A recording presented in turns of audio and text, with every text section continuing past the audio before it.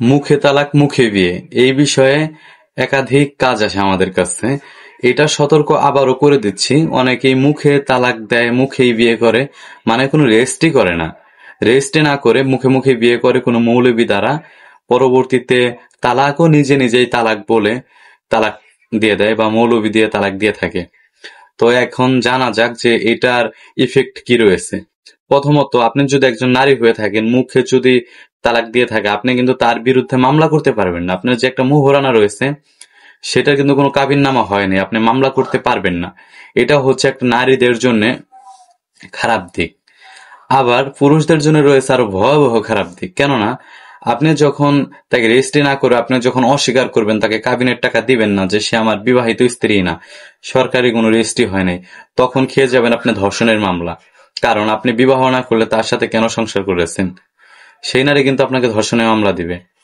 তো এরকম একাধিক সমস্যা রয়েছে। আপনি যখন ডিভোর্স দিতে যাবেন তখন আবার আপনাকে প্রমাণও করতে হবে, যদি আইনি প্রক্রিয়ায় ডিভোর্স দিতে যান তাহলে প্রমাণ করতে হবে যে তার সাথে আমার বিয়ে হয়েছিল, নটারি করে এফিডেভিট করে প্রমাণ করতে হবে যে বিয়ে হয়েছিল, তখন রেজিস্ট্রি করা হয় নাই, তো এখন আমি তালাক দিতে চাচ্ছি।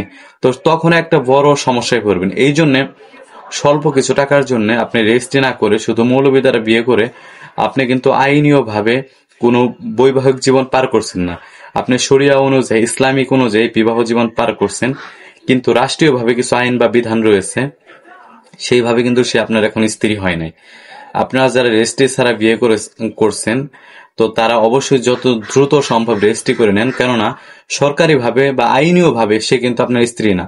রাস্তাঘাটে কেউ যদি আপনাকে আটক করে, মারধর করে, এই মেয়ের পরিচয় আছে, আপনি যখন দিতে না পারবেন, সে কিন্তু রাষ্ট্রীয়ভাবে তখন আপনার স্ত্রী না, তখনও কিন্তু জটিলতায় পড়ে যাবেন। এবং কি মেয়েদের ক্ষেত্রেও বিভিন্ন সমস্যা রয়েছে। আপনি কাবিনের জন্য মামলা করতে পারবেন না, মামলা করলেও আপনি কাবিননামা দেখাতে পারবেন না।